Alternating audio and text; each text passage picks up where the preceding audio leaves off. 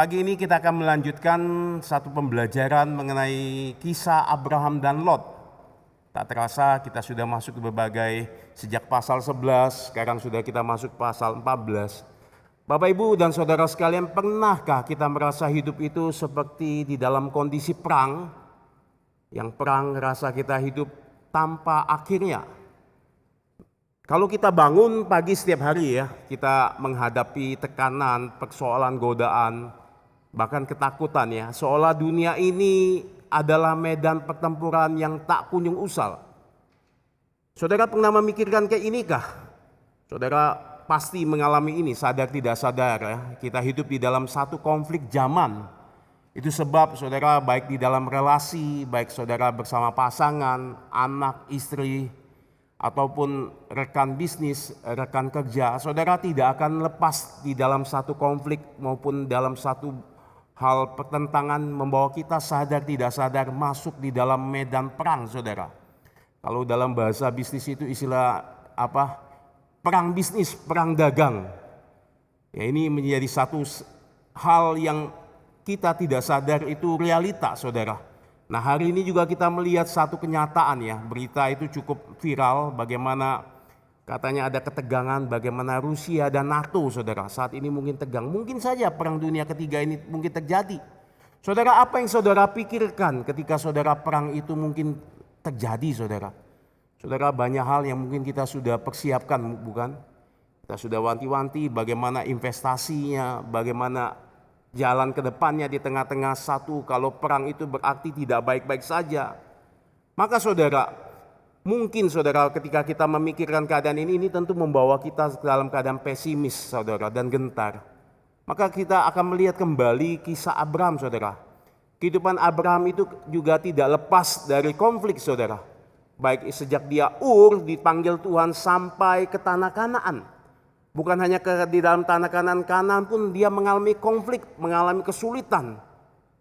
Ya, perang ekonomi di antara sesama dalam bangsa Kanaan dan akhirnya terjadi kelaparan, dia harus menghadapi masalah juga konflik sampai di Mesir. Hingga saat yang beberapa bulan lalu kita membahas bagaimana Abraham itu konflik dengan sanak saudara sendiri, saudara Lot. Maka hari ini kita akan melihat satu bagian kembali realita perang yang nyata. Apa maksud Musa menulis kisah perang di dalam Kejadian pasal 14? Mari kita bersama-sama membuka, saudara, dalam Kejadian 14. Saudara, saya harap saudara jangan menutup Alkitab saudara. Saudara mungkin cukup bingung membaca kisah-kisah ini. Saya pun sebelum sekolah teologi saya mungkin mengatakan apa maksud cerita ini. Tapi saudara, saya ingin kita memahami satu pengertian yang penting di dalam mengenai satu kejadian di mana untuk pertama kalinya saudara kita melihat kisah perang pertama terjadi di sini, saudara, dicatat Alkitab. Kita baca secara bergantian dari ayat 1 sampai ayat 16, saudara. Demikian firman Tuhan, ayat 1 saya, lalu ayat kedua saudara, dan terus bergantian. Pada zaman Amrafel, Raja Sinear, Ariok, Raja Elazar, Kidorlaomer, Raja Elam, dan Tidial, Raja Goyim, terjadilah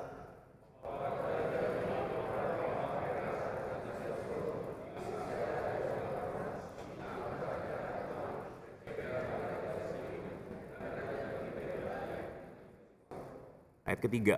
Raja-raja yang disebut terakhir itu semuanya bersekutu dan datang ke lembah Sidim, yakni Laut Asin.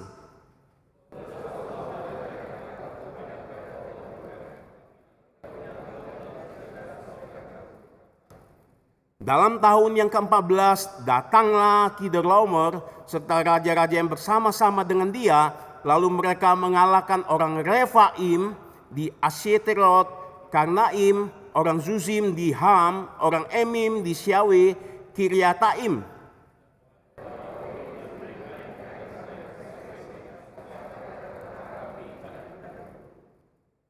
Sesudah itu baliklah mereka dan sampai ke En-Mispat, yakni Kades, dan mengalahkan seluruh daerah orang Amalek dan juga orang Amori yang diam di Hazezon Tamar.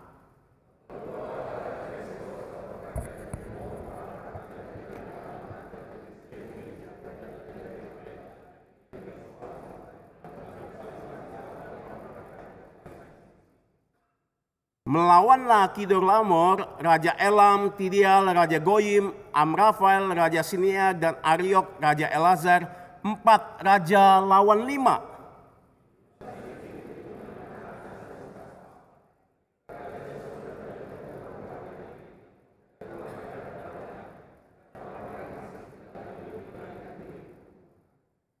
Segala harta benda Sodom dan Gomora beserta segala bahan makanan dirampas musuh, lalu mereka pergi.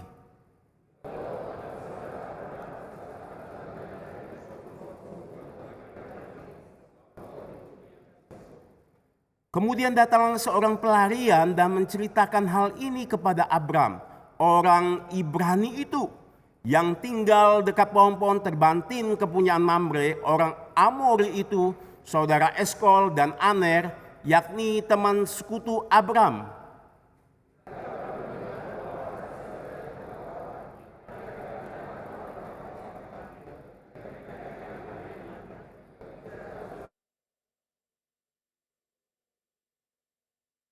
Dan pada waktu malam berbagilah mereka, ia dan hamba-hambanya itu, untuk melawan musuh. Mereka mengalahkan dan mengejar musuh-musuh sampai ke Hoba di sebelah utara Damsik. Sama-sama kembali segala harta benda itu. Harta benda dimulai kembali, demikian juga perempuan. Mari kita kembali merendahkan hati, menundukkan kepala di hadapan Tuhan. Bapa di surga, kami sudah membaca kebenaran firman-Mu yang Tuhan pimpin kepada hamba-Mu Musa untuk menuliskan kisah ini. Bukan hanya kepada Israel, tetapi pada gereja umat-Mu di sepanjang sejarah dan zaman ini. Tuhan, berikan kami pengertian untuk melihat apa yang ingin Tuhan kehendaki, boleh kami mengerti ketika kami membacanya hari ini. Berkatilah kami, dan kami serahkan pemberitaan firman Tuhan pagi hari ini. Berbicaralah dalam setiap hati kami. Demi nama Tuhan Yesus kami telah berdoa dan mengucap syukur. Amin. Nah Bapak Ibu dan Saudara sekali, untuk pertama kalinya dalam kitab suci menceritakan rencana keselamatan yang Allah kerjakan melalui Abraham, itu diiriskan dengan kisah perang dalam skala internasional Bapak Ibu. Ini perang yang cukup besar. Sadar tidak sadar mungkin kita baca biasa saja. Tapi perang ini melibatkan dari negara A dan negara B. Saudara, apa tujuan Musa menulis kisah perang ini? Mungkin bagi kita pembaca modern ini sangat membingungkan waktu kita baca tadi. Namun saudara, kita lihat, bacaan kita lihat ini mengingatkan kita akan kejadian 3:15 bukan? Saudara ingat di dalam istilah teologis ada namanya proto-evangelium. Saudara, Injil pertama kali itu disebutkan. Saudara, istilah ini kejadian 3:15 ini berkaitan dengan perang. Dalam bahasa aslinya pun itu memakai bahasa istilah militer, saudara, evangelium. Saudara, demikian dicatat Musa demikian ayat 3 pasal 3:15. Aku akan mengadakan permusuhan antara engkau dan perempuan ini, antara keturunanmu dan keturunannya, dan keturunannya akan meremukkan kepalamu, dan engkau akan meremukkan tumitnya. Saudara, itu sebab, saudara, kalau kita lihat Tuhan menetapkan perang bagi anak-anak Tuhan dengan keturunan ular. Maka kita tak sadar tidak sadar Alkitab itu berisi kisah perang. Saudara lihat sejak zaman Adam dan Hawa terjadi peperangan dengan ular. Bahkan lalu kita lihat nanti ada Kain dan Habel. Habel lalu dibunuh oleh Kain. Kain dikatakan itu keturunan ular. Apakah Tuhan gagal? Tidak. Tuhan memberikan Set. Sampai juga kita lihat sampai kepada Kristus. Juga terjadi peperangan yang besar antara Tuhan dan setan. Maka saudara, di balik kisah ini kita melihat bahwa kisah Abram dan Lot yang terkait dengan perang ini, di balik itu semuanya Musa ingin sampaikan, ada satu yang tersembunyi, yaitu peperangan rohani yang sangat besar antara Tuhan dengan setan. Saudara perhatikan, di dalam ayat pertama tadi kita baca, dikatakan pada zaman Amraphel. Saudara, kata-kata ini seolah biasa saja kita baca. Apa maksudnya? Saya nggak kenal dengan Amraphel. Apa maksudnya?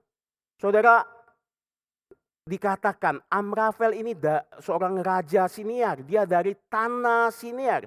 Saudara, ketika kita mendengar kata Siniar, saudara ingat kisah apa? Saudara mungkin sering membaca Alkitab. Saudara membaca istilah Siniar, pernah? Ada yang pernah membaca istilah Siniar? Ya. Saudara ingat apa istilah Siniar? Babel. Wah, Pak Cahyono tahu ya. Calvin juga tahu. Saudara, kita dibawa oleh Musa untuk mengingat kisah di Menara Babel.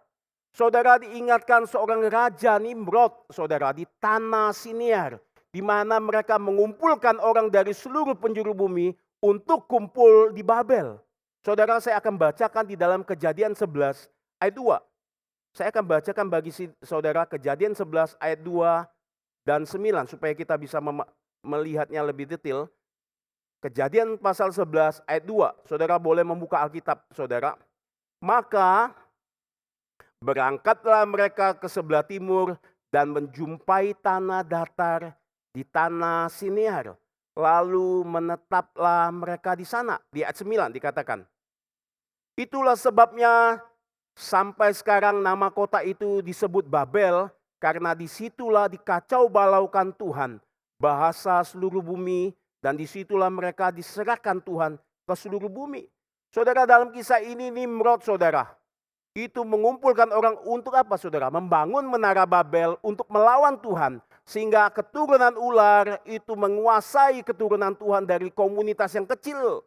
Dan mereka bersatu, saudara. Dan kita diperlihatkan Tuhan turun mengacaukan bahasa mereka. Sehingga mereka terserak ke seluruh bumi. Saudara, kita diperlihatkan oleh Musa kini, saudara, raja-raja yang dari Babel itu bersekutu kembali dan mereka terobsesi kembali untuk menguasai seluruh dunia, saudara. Dan kali ini bukan dengan jalan mendirikan menara Babel, bukan, saudara. Mereka memulai itu dengan jalan perang. Saudara, kita diperlihatkan di ayat kedua, di ayat kedua, saudara, kita lihatkan bagaimana nanti 4 raja timur, yaitu bangsa Babilonia atau Babel Mesopotamia, saudara, daerah di mana tempat Abraham dulu berasal, yang tinggal di sana bersama orang tuanya, saudara. Kini, saudara, datang berkumpul dipimpin oleh seorang Kedorlaomer, saudara. Kedorlaomer ini adalah seorang raja yang menjadi jenderal terdepan, saudara. Kalau Alkitab menulis di bagian pertama yang menulis pada zaman Amrafel, saudara. Nama Amrafel Raja Siniar Bakti ini orang penting, saudara. Ini raja tertinggi, raja besar yang menguasai Babel, saudara. Tetapi dikatakan pemimpin mereka adalah Kedorlaomer, saudara. Untuk memimpin dalam penyerangan. Mereka bersekutu dari 4 raja ini untuk menyerang tanah Kanaan, saudara. Dikatakan di dalam tanah Kanaan itu kita lihat ada 5 raja juga yang siap, saudara. Karena mereka tidak lagi mau mengumpulkan upeti untuk memberikan pajak-pajak mereka kepada raja di Mesopotamia itu, saudara. Ada Raja Berak dari Sodom dan rekan sekutunya. Maka saudara, kita diperlihatkan cukup mengejutkan dan membingungkan, saudara. Apa yang membingungkan ketika saudara baca di ayat 12? Ketika saudara baca Alkitab, saudara perlu tanya. Kita diperlihatkan kisah itu beralih kepada Lot. Lot yang awalnya memandang Sodom, kini berkemah di lembah Yordan seperbatasan dengan Sodom. Dan sekarang dia berada di dalam Sodom. Dia bukan hanya berada di Sodom, dia tinggal, saudara. Bahasa yang sangat tidak asing bagi saudara dengar waktu Abraham pernah tinggal di Haran. Lot membangun tempat tinggal permanen residen di Sodom, saudara. Saudara, kata ini mengingatkan kita bahwa Lot di dalam bulan lalu itu ingin mengendalikan kesenangannya, kekayaannya, kenikmatannya dengan dia memilih tinggal di Sodom. Mengapa, saudara? Karena omset besar di sana. Cocok untuk bisnis. Orang-orang pada suka makan, minum, pesta pora, kawin mengawini, saudara. Dalam kitab Lukas, Yesus mengatakan itu. Oleh sebab itu, saudara, Lot punya hati sebagai orang benar. Namun hatinya sudah tertawan di Sodom. Itu sebab saudara, dalam ayat 12 juga kita diperlihatkan, Lot dan beserta hartanya dibawa musuh pergi.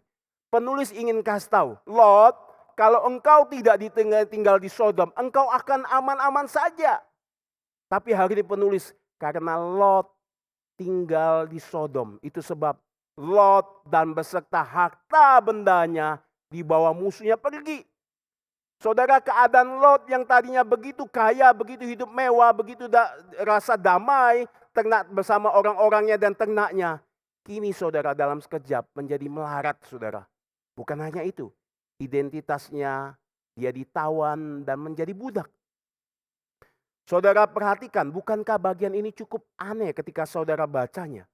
Saudara, mengapa raja-raja dari Mesopotamia itu yang dipimpin oleh Kidorlaomer itu dan sekutunya hanya mengambil semua harta benda Sodom dan Gomora, kalau saudara baca ayat 11, beserta segala makanan dan rampasan dari musuh-musuh mereka itu. Namun saudara, tanpa menahan raja-raja Sodom dan Gomora. Sebaliknya dikatakan, mereka menawan Lot. Mereka bukan hanya mengambilkan rampasan barang-barang Lot, tapi mereka membawa Lot untuk ditawan saudara menjadi budak. Saudara, bukankah ini cukup aneh ketika kita membacanya? Saudara, bukan hanya itu, kita diperlihatkan dalam ayat 13. Ada seorang mendadak pelarian. Orang ini kita tidak tahu siapa namanya, kita tidak kenal. Namun dia tahu di mana Abraham tinggal saudara. Lalu dia menceritakan kisah ini, keadaan perang ini kepada Abraham. Saudara, dikatakan Abraham tinggal itu di pohon-pohon terbantim milik Mamre saudara. Itu tempat yang cukup tinggi saudara di pegunungan Yehuda yang sulit dijangkau. Tapi orang pelarian itu tahu. Mungkin saja orang itu adalah budak Lot, mungkin. Tapi Alkitab tidak memberitahu. Saudara, dikatakan ketika Abraham mendengar bahwa anak saudara tertawan, Abraham langsung bersiap maju berperang saudara.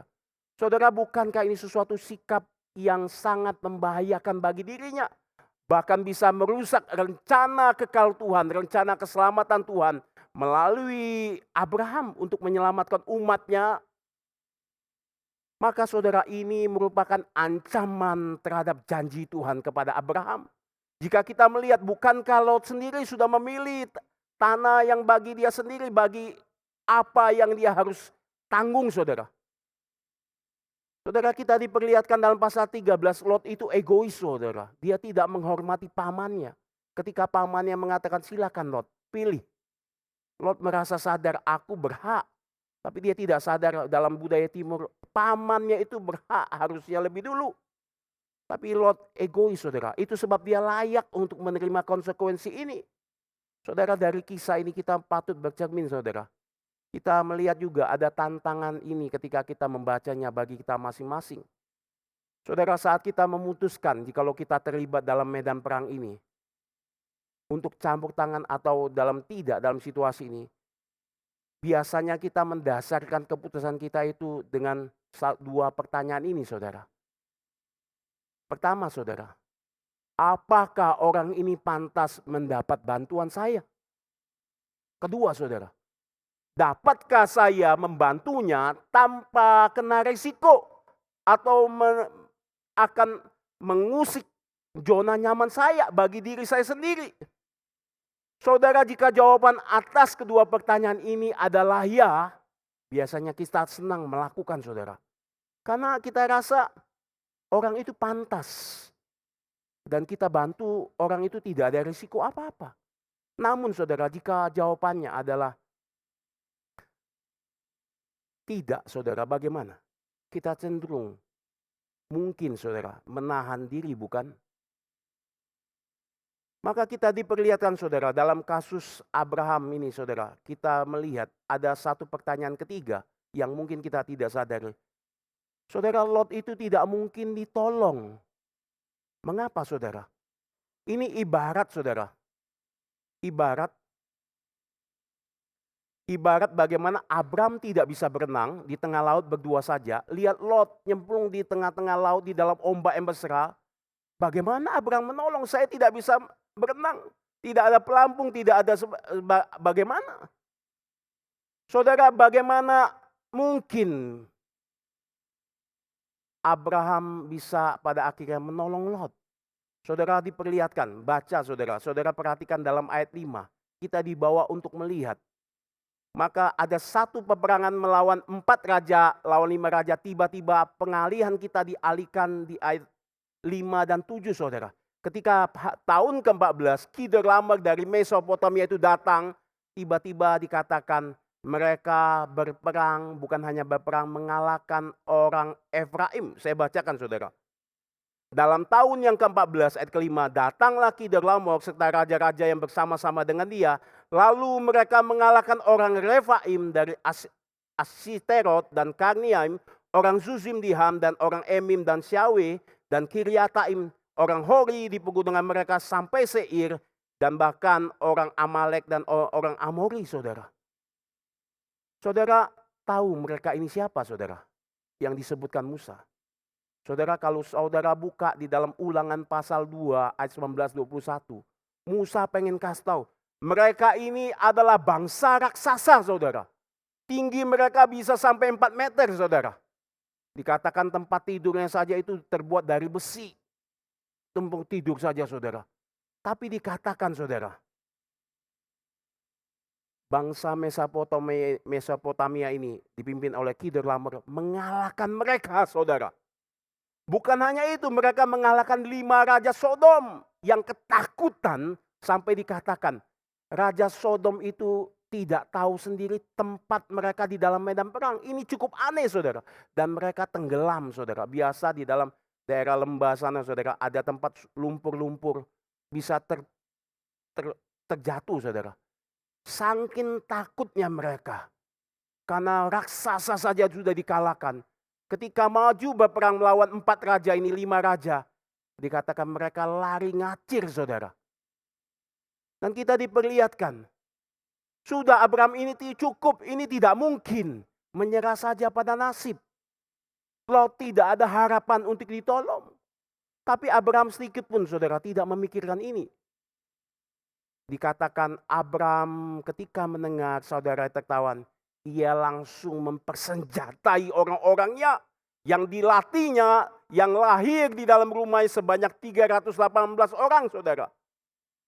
Saudara, Abraham bukan seorang di sini kita lihatkan sebagai seorang pengecut. Saudara, saya ingat ada satu kisah waktu saya SMP.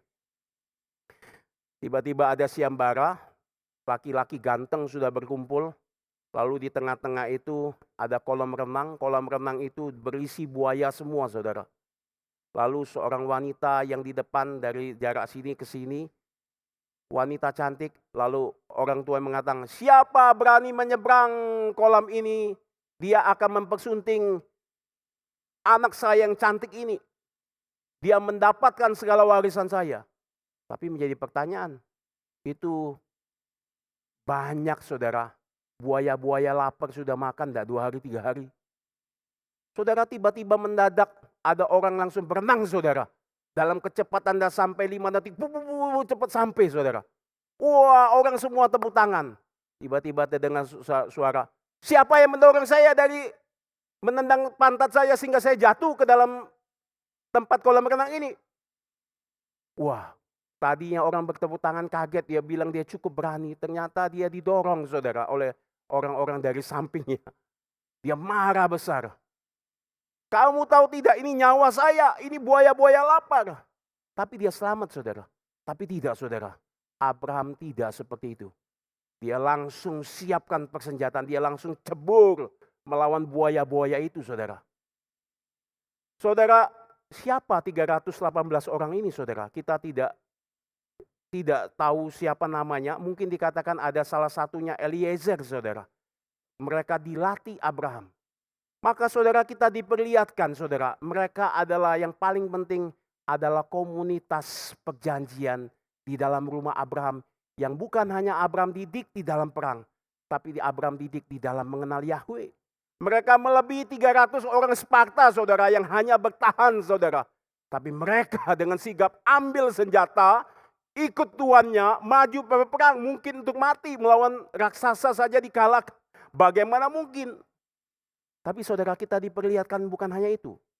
Ada Abraham tinggal, dikatakan dalam ayat 13, Abraham orang Ibrani itu memiliki rekan kerja, saudara. Dia tinggal satu lingkungan di pegunungan Yehuda, dan dia punya teman namanya Mamre, yaitu orang Amori, Eskol, dan Aner. Dikatakan bersekutu dengan Abraham, dalam bahasa aslinya itu covenant, saudara. Saudara, mungkin saja saudara Abraham mempengaruhi imannya di dalam mengenal Tuhan, sehingga membawa orang-orang ini mau bersekutu dengan Abraham, saudara. Mungkin, saudara. Mungkin juga di Alkitab penulis mengatakan, lihat Abraham, engkau orang Ibrani, identitasmu adalah artinya orang Ibrani, orang yang seberang dari sungai Efrat, sungai Tigris, yang dipanggil Tuhan masuk dalam tanah perjanjian. Itulah kata orang Ibrani, saudara. Saudara, identitas Abraham tidak membaur karena dia umat perjanjian. Itu sebab penulis mengatakan Abraham orang Ibrani. Ada orang Amori, yaitu Mamre. Saudara, kita diperlihatkan ini kontras sekali. Abraham tidak bercampur meskipun mereka bersama-sama dengan komunitas rekan kerja. Tapi Lot, saudara, dia tinggal, dia bercampur dengan orang-orang yang tidak mengenal Tuhan. Orang-orang yang begitu jahat di sana, saudara. Saudara, kita diperlihatkan, saudara, Abraham orang Ibrani itu justru mempengaruhi rekan kerjanya. Maka saudara, apakah kita hidup dalam dunia ini baik berteman dengan orang yang berbeda keyakinan, identitas? Pertanyaannya saudara, apakah saudara dipengaruhi atau saudara mempengaruhi? Saudara Mamre, Eskol, dan Aner, saudara, pada akhirnya siap berjuang untuk masuk ke medan perang bersama Abraham. Meskipun nyawa tantangannya, saudara. Saudara, apa yang menjadi saya memikirkan mengapa tiga orang ini dari kelompok kepala suku ini berani, saudara. Saudara, kita diperlihatkan 318 itu Abraham hanya kepala suku. Melawan raja-raja yang besar dengan persenjataan yang besar. Tapi Abraham hanya 318 itu menunjukkan hanya satu kelompok kecil, saudara. Seorang kepala suku dengan pasukan-pasukan yang sederhana. Namun dikatakan Abraham memimpin mereka. Saudara, tahukah satu-satunya pasal di mana di dalam dari pasal 11 ayat 25 mengenai kisah Abraham. Saudara lihat, adakah sesuatu kejanggalan yang lebih utama yang tidak kita lihat? Apa, saudara? Dalam pasal 11 sampai pasal 25 itu menceritakan tentang kisah Abraham. Tetapi hanya satu-satunya di pasal 14 ini. Kita tidak menemukan yang ada di pasal 11 sampai 25. 11, 12, 13, lalu loncat 15 sampai 25. Kita tidak menemukan itu ada di pasal 14.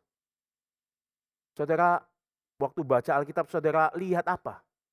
Saudara, dalam pasal 14 kita tidak menemukan suara Tuhan muncul di sana. Kalau kita lihat pasal 11, berfirmanlah Tuhan. Pasal 12, berfirmanlah Tuhan. Pasal 13, Tuhan nyatakan lagi kepada Abraham, berfirmanlah Tuhan. Pasal 15 kita lihat Tuhan mengunjungi Abraham, berfirmanlah Tuhan. Tapi dalam pasal 14 kita tidak lihat suara ilahi itu muncul. Bahkan prolog sendiri tidak menulis itu. Dan kita juga tidak menemukan, saudara, tampaknya Abraham tidak bertanya kepada Tuhan. Ini miripkah mungkin dalam perjalanan Abraham di Mesir dan membohongi Firaun? Tidak ada catatan juga. Tapi dalam pasal 14, saudara, ini berbeda. Kita diperlihatkan seolah-olah nampak tidak ada Tuhan. Tapi mengapa dikatakan Abraham maju? Abraham, engkau masuk ke dalam jebakan setan. Mungkin saudara. Karena bagaimana mungkin seorang pemimpin kepala suku melawan 4 raja yang besar itu, melawan tokoh-tokoh raja yang terkenal itu dengan senjata lengkap. Mengalahkan raksasa, bahkan 5 raja. Hanya ada satu alasan, saudara. Yang saya renungkan, mengapa Abraham berani maju? Alkitab menulis, saudara, hanya di pasal 14 dan 14 yang berbeda sekali kalau saudara lihat terjemahan aslinya. Karena Lot itu kerabat. Hanya itu. Dalam bahasa aslinya, Lot itu hanya saudara. Terjemahan aslinya bukan anak saudara. Kalau kita lihat di mundur pasal 13, Lot itu anak saudaranya, betul saudara. Tapi terjemahan ini diterjemahkan Lot itu kerabat saudaranya. Saudara, kisah ini mengingatkan Abraham sendiri saudara, ketika ia di jalan buntu di Mesir. Sebagaimana dia tahu Lot mengalami hal yang sama. Tapi ketika itu Lot mengalami satu musibah tersendiri, dia telah jauh daripada Tuhan. Demikian Abraham pernah jauh daripada Tuhan. Tapi hanya siapa yang menolong Abraham ketika di Mesir? Ada satu kerabat saudara, Yahweh. Yahweh Tuhan itu yang mengikat perjanjiannya. Sejak dari tanah Ur sampai di Kanaan. Bahkan Yahweh itu mengikuti Abraham sampai Mesir. Memimpin Abraham kembali. Saudara, kata Yahweh ini identik dengan kata Gaal saudara. Gaal itu adalah kerabat yang paling terdekat saudara. Saudara ingat kisah Naomi dengan Ruth. Lalu dengan Boas. Boas itu bukan kerabat yang pertama saudara. Dia tidak berhak. Tapi maka dipanggil kerabat yang pertama berhak. Yang patut menebus. Tapi kerabat pertama tidak mau. Alkitab mengatakan, akulah menebus. Tidak ada yang lain. Aku tidak akan mundur. Aku berdiri di depan. Saudara, Abraham menyadari kasih Allah yang pernah mencarinya dan mengejarnya.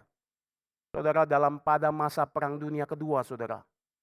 Ada seorang wanita sederhana di Belanda bernama Corrie ten Boom, saudara. Saudara mungkin pernah dengar kisah ini, saudara.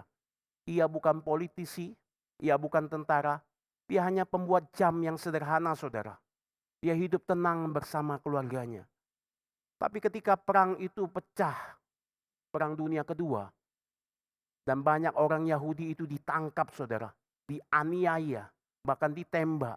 Dengan tanpa kemanusiaan, Corrie itu saudara, dia hatinya tidak bisa tinggal diam.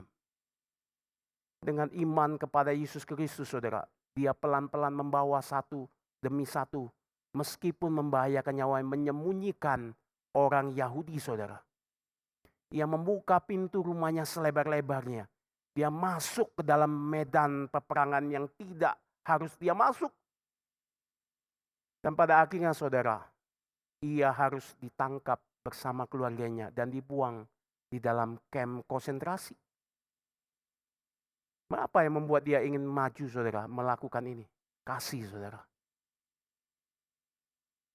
Ia mengalami kasih Kristus yang besar.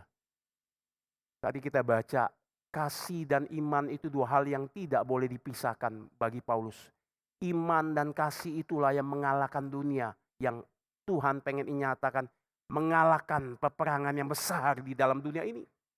Saudara, mengapa Palestina dan Israel itu tidak pernah selesai, saudara? Karena mereka tidak mengenal kasih Kristus. Saudara, sebagaimana Abraham dalam Kejadian 14 ini, ia tidak pernah mencari ingin untuk perang, dia sudah damai.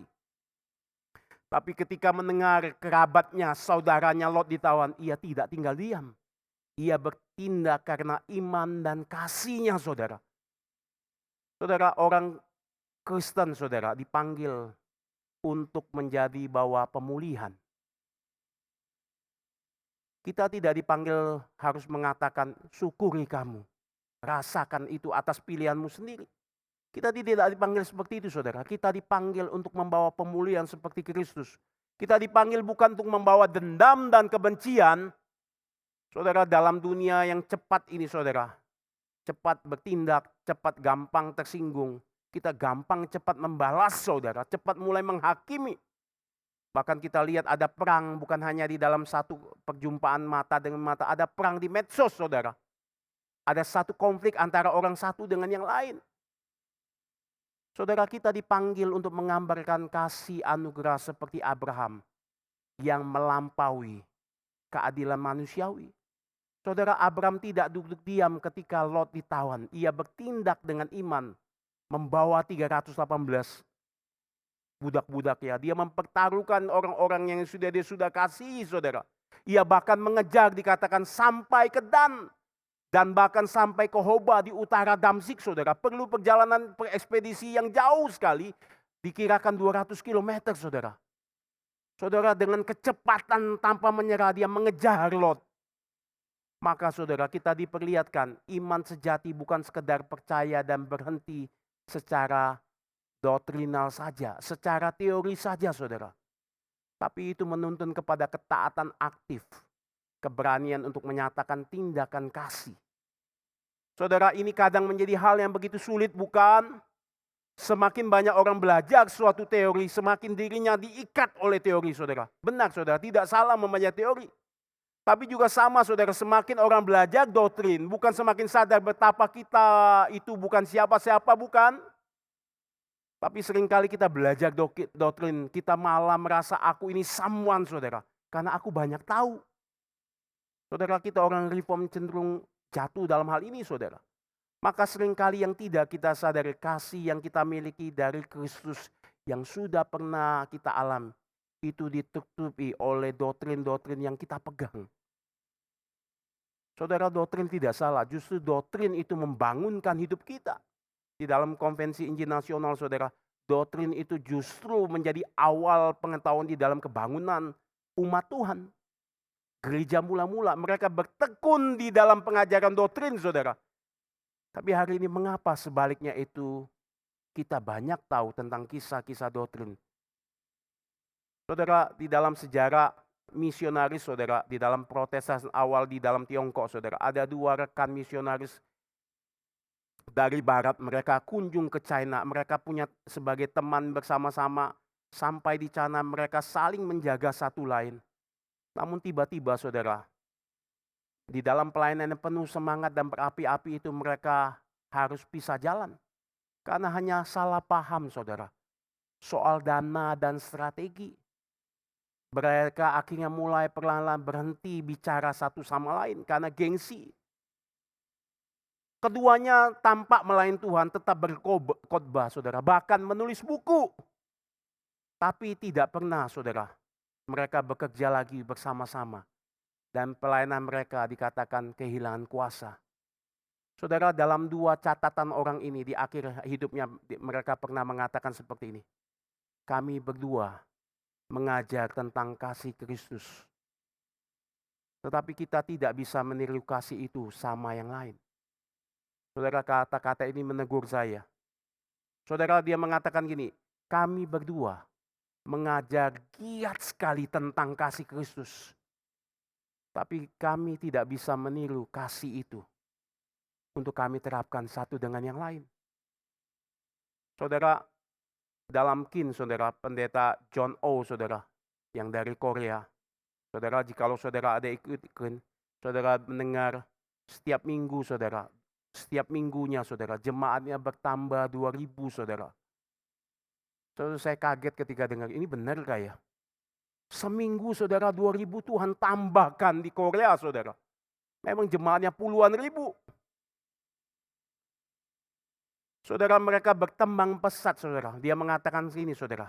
Kami bukan hanya membekali mereka dengan doktrin untuk memtumbuhkan iman mereka, tapi kami membawa mereka di dalam pemuritan dengan tindakan nyata, bersekutu bersama untuk belajar menghidupi apa artinya menjadi murid Kristus.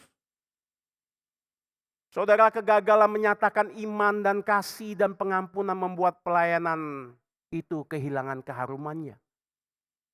Saudara, Abraham menunjukkan bahwa orang yang diberkati Tuhan adalah orang yang dipanggil untuk memulihkan, bukan menyimpan keegoisan dan dendam. Dalam semua ini, saudara, bukankah kita semuanya melihat gambaran Yesus Kristus di dalam kisah Abraham? Dia tadi duduk diam di dalam satu tata surgawi dengan malaikat yang begitu batalion menyembah dia, memuji dia. Tapi dia tidak menunggu sampai dia melihat siapa yang layak untuk ditebus. Dia turun, saudara. Bukan dia turun, hanya turun, dia mencari, dia mengejar orang-orang yang berada di lumpur. menjadi budak dosa yang terikat kepada duniawi, saudara. Saudara Paulus sampai mengatakan Allah telah menunjukkan kasih-Nya kepada kita ketika kita masih berdosa. Ketika itu Kristus mati bagi kita. Saudara kita yang menyadari ini, jika engkau mengalami kasih Kristus sebagaimana Abraham alami, saudara, maka keselamatan itu tidak sepatutnya kita terima. Yang kita sadari itu memberikan motivasi bagi kita untuk keluar dan menolong sesama yang tersesat. Saudara, jadi bagaimana kita akan menolak atau menolong orang lain dengan alasan bahwa mereka layak atau tidak layak? Atau kita membantu mereka, apakah ada risiko? Ini bisa membahayakan saya, membahayakan keamanan kita. Saudara, itu semua pelayanan yang sulit dan tidak mungkin di zaman modern ini yang kita jarang temukan. Tapi saudara, jika kita benar-benar muridnya, murid-murid Kristus, kita akan menjadi seperti orang Samaria yang baik hati, yang bertekad untuk membantu terlebih dahulu tanpa bertanya. Ketika melihat orang yang terkapar, yang tidak bisa berbuat apa-apa, dia langsung angkat itu, dia bersihkan lukanya. Dan dia mulai bawa orang itu. Saudara, di dunia ada banyak orang seperti ini. Tapi orang Samaria itu bawa dan berikan penginapan. Dan dia mengatakan, jikalau ada yang ditanggungkan lebih dari yang saya berikan padamu, saya akan datang untuk melunasinya. Saudara, saya ingat juga perkataan pendeta John O. Dia mengatakan, inilah hati Bapa. Mengapa gereja sulit berkembang? Mengapa gereja sulit bertambah banyak di dalam medan perang yang Tuhan sudah siapkan bagi kita di dunia bagaikan padang gurun ini? Karena mungkin kita, saudara, belum memiliki satu kesungguhan di dalam pengenalan hati Bapa. Dia mendirikan gereja awalnya dari kecil sampai besar. Bagaimana mungkin saya memiliki satu impian untuk memiliki gereja yang besar, memanggil orang di dalam dosa kembali kepada Kristus? Saya tidak mungkin mengerjakannya. Tapi waktu dia baca di dalam kisah bagaimana Bapa berlari mengejar anaknya, itulah dorongan yang kuat, saudara, sehingga Korea bisa berkembang. Mengapa, saudara? Karena inilah hati Kristus. Dan inilah orang yang memiliki hati seperti ini tidak mungkin tidak dipimpin oleh Roh Kudus. Maka saudara, jadilah penebus sebagaimana Kristus sudah menebusmu dengan membawa Injil yang saudara tahu itu. Saudara dipanggil, saudara, bukan hanya untuk di dalam gereja pulang pergi dan berdiam diri. Saudara dipanggil untuk berperang. Ini medan perang. Saudara, kita lihat nanti, saudara. Kita sudah 2 minggu lalu kita lihat sudah mengenai KKR, saudara. Saya cukup awalnya biasa-biasa saja pendeta Harley tiap kali untuk pergi KKR regional. Saya pikir biasa saja. Setiap dia pergi anaknya selalu sakit, saudara. Panas 39-40. Lalu saya sekali dengar. Lalu saya dengar lagi mau pergi lagi anaknya sakit, saudara. Saudara, ini bukan perang hanya merebutkan jiwa. Ini perang rohani yang besar. Antara Tuhan dan setan, saudara. Antara gereja dengan keturunan ular. Saudara, tahun depan kita akan mempersiapkan bagaimana kita orang-orang yang terlatih, saudara. Jikalau ada 5 orang saja, bahkan lebih memiliki hati seperti itu, nyadar bahwa hidup adalah peperangan. Mari bersama saudara-saudara siapkan hati. Kita akan menyiapkan pelatihan KKR. Ada banyak di daerah-daerah sana, saudara, kantong-kantong Kristen. Mereka hidup seperti Lot. Saudara, jika engkau menghitung hanya untung rugi untuk seperti Lot,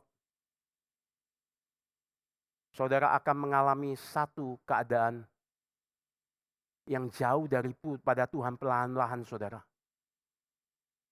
Saudara akan mengalami satu titik di mana mungkin saudara Tuhan akan menghajar saudara. Maka saudara izinkan saya bertanya, apakah engkau ketika sudah menyadari tebus Tuhan, apakah engkau menjadi seperti Lot? yang tadinya memandang Sodom, kemudian berkemah dekat Sodom, sekarang hatimu tinggal di Sodom.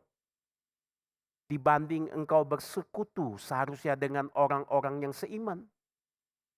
Saudara, orang seperti ini, seperti saya tadi katakan tadi, orang ini akan mengalami kerugian besar. Jiwanya mungkin diselamatkan, tapi segala pekerjaannya akan terbakar di dalam api. Saudara, mengapa Lot mengalami ini? Karena dia tidak pernah antisipasi, menyadari hidupnya adalah peperangan rohani. Dan dia justru disukakan di dalam pencarian hanya kesenangan duniawi. Saudara, berapa banyak umat Tuhan bahkan anak muda hari ini dalam gereja. Saudara lihat, yang memilih mencari persekutuan di tengah-tengah dunia. Tapi ketika ada persekutuan di dalam gereja, berapa banyak orang yang menganggap enteng ini. Mengapa saudara? Mungkin saudara, dunia lebih tertarik menawan mereka saudara. Dibanding duduk belajar bersama-sama bersekutu dengan umat Tuhan, dilatih belajar. Karena mereka tidak menyadari hidup itu adalah peperangan rohani. Maka tidak salah saudara, Eropa itu hancur. Bukan karena hanya orang tuanya saudara, tapi generasi muda sudah tidak ada lagi. Mereka tidak menyadari bahwa hidup adalah peperangan rohani. Maka saudara, berapa banyak saudara yang kita sadar ini. Tentu bukan berarti kita tidak boleh bersekutu dengan orang dunia saudara. Tuhan menaruh saudara di tengah-tengah dunia. Saudara boleh bersekutu seperti Abraham bersekutu dengan Mame, Eskol, dengan yang lainnya saudara. Karena saudara ditempatkan dalam dunia kerja, dalam dunia usaha, di dalam dimanapun saudara berada. Namun pertanyaan, apakah engkau seperti Abraham? Apakah engkau seperti Abraham atau Lot? Ataukah saudara dipengaruhi atau mempengaruhi? Itu sebab saudara nanti kita lihat orang seperti ini benar saya katakan ya dan amin perkataan pendeta John O. Saudara lihat orang yang mempunyai hati punya untuk bersekutu dengan Tuhan maupun dengan sesama. Tidak mungkin orang ini diberkati saudara. Saudara, Abraham punya alasan hanya karena dia kerabat. Dia memiliki hati Tuhan, hati Bapa. Tapi di balik itu saudara, John Calvin mengatakan seperti ini. Perang besar ini tampak seperti urusan politik dunia. Tampak seperti urusan politik perang-perang yang tampaknya menggiurkan kita melihat satu menakjubkan. Namun penulis Kejadian membawa kita, Allah bekerja diam-diam yang tanpa Abraham sadari. Melalui apa yang Abraham sadari dan Abraham kerjakan. Tuhan sedang mempersiapkan panggung untuk mempersiapkan Abraham dikenal oleh seluruh bangsa-bangsa. Tuhan mempersiapkan berkat Abraham. Namamu akan menjadi berkat bukan hanya bagi Kanaan saja. Tapi bagi bangsa-bangsa. Aku akan buat namamu masyhur. Orang yang memiliki hati seperti Abraham. Tuhan janjikan, aku akan membuat namamu masyhur. Saudara pendeta John O itu juga mengatakan kalau ada 5 saja orang seperti ini. Tak mungkin gereja tidak akan bertumbuh saudara. Orang seperti 5 ada sini. Saudara, Abraham melakukan apa yang bagaimana dia lakukan. Hati yang dia miliki. Sebagaimana hati yang kita lihat yang sudah sinkron dengan Tuhan. Maka kita lihat tidak ada kata Tuhan. Tidak ada firman Tuhan. Karena dia sudah tahu jelas firman Tuhan. Dia sudah bertumbuh. Dia sudah belajar mencintai. Dulu dia egois. Dia mengorbankan istri. Tapi hari ini saya tidak mau gagal lagi. Kegagalan Abraham bukanlah akhir. Tapi kegagalan Abraham awal untuk dia bangkit. Untuk melihat melalui satu perjalanan hidupnya bagaimana Tuhan memimpin dia day by day. Sambil memegang janji Tuhan yang besar. Dan kita lihat saudara. Abraham betul. Dengan hanya orang terbatas. Waktu itu belum ada kisah Gideon. Gideon 300 orang mengalahkan hampir 150.000 orang. Bagaimana mungkin? Karena Tuhan yang menyuruh. Abraham saudara. 318 dengan kepala-kepala suku yang lain. Dikatakan dalam bahasa aslinya saudara. Saya bacakan. Abraham mengalahkan mereka. Bahkan mengejar musuh-musuhnya sampai menangkap. Dalam bahasa asli Abraham menghabiskan mereka semua, saudara. Abraham merampasi mereka semua. Abraham mengejar Lot dan mendapati orang-orang itu. Dan dikatakan, dibawanya lah kembali segala harta benda, juga Lot anak saudaranya. Dan dibawanya kembali. Demikianlah juga perempuan-perempuan yang juga orang-orang ditawan. Saudara, kita diperlihatkan Abraham sangat diberkati Tuhan, bukan? Kita melihat tidak mungkin. Tapi di dalam serangan itu melebihi Sparta, saudara, bukan bertahan. Dia di malam hari membuat strategi. Mungkin bisa gagal, saudara. Mungkin satu-satunya jalan yang dia punya pikir dalam medan perang hanya bagi kelompok. Kelompok dari sini samping sana, samping sini kita sergap lalu kita serang mereka pelan-pelan. Bagaimana menghadapi 4 raja, saudara? Mereka mungkin tertidur pulas. Mereka di dalam satu penjagaan yang ketat, bagaimana bisa Abraham menang? Tapi dikatakan, kalau kita lihat nanti dikatakan, muncul ada seorang bernama Melkisedek. Ketika muncul Melkisedek, terpujilah Allah yang maha tinggi, yang sudah menyerahkan musuh-musuhmu ke dalam tanganmu. Saudara, Abraham tidak sombong. Abraham tidak merasa besar hati dan dia sadar. Nanti kita bahas selanjutnya. Dan dia meresponi dengan memberikan persembahan ibadah hidupnya tunduk di hadapan Tuhan. Kalau kita lihat nanti dalam satu proses selanjutnya, ternyata Abraham tidak sendiri. Ada orang-orang yang beriman di kota Salem sana, Yerusalem di tanah Kanaan itu. Dan Abraham tidak sendiri. Maka kita lihat, saudara, hati yang besar itu dikerjakan dalam langkah kecil dengan saudara melihat saudara-saudara siapa yang terhilang. Saudara perlu mendoakan dia. Saudara perlu bahkan mengejar dia.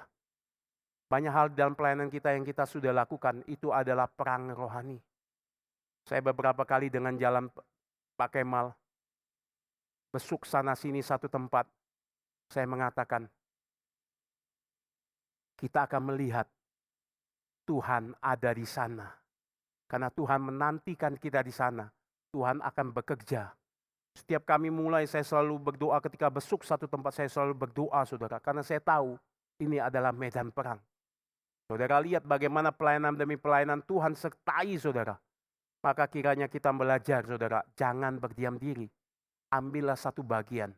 Jadilah orang yang terlatih, saudara. Bersekutulah dengan saudara seiman. Dan lihat penting ini. Karena di dalam itu, kita belajar memperhatikan satu dengan yang lain. Ada janji Tuhan, berkat yang besar di dalam Abraham.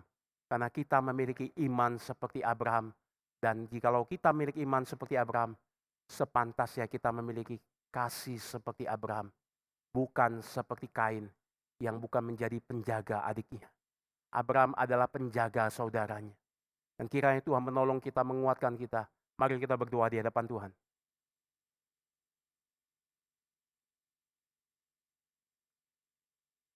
Hamba-Mu telah selesai berbicara Tuhan di dalam tengah terbatasan. Kiranya Tuhan memberikan pengertian pada setiap kami untuk menghidupi firman-Mu Tuhan. Di dalam kebenaran, di dalam kasih, di dalam iman yang mempertumbuhkan kami berjalan melihat Tuhan di banyak hal yang siap bersama-sama kami berperang, menuntun kami. Kami minoritas Tuhan di tengah-tengah bangsa yang besar ini. Dan ajarkanlah kami belajar untuk siaga di dalam medan perang, di dalam hidup kami yang Tuhan panggil ini. Ketika kami sudah dipanggil Tuhan, kami melihat memperhatikan saudara-saudara seiman kami. Terima kasih Tuhan. Tuhan, hamba-Mu juga berdoa, terkadang di dalam hidup kami bagaikan medan perang kami lemah seperti Lot ya Tuhan, tidak sadar itu. Baik itu mungkin di dalam keluarga, di dalam urusan bisnis kami mulai terlena. Tuhan berbelas kasihanlah memanggil kami.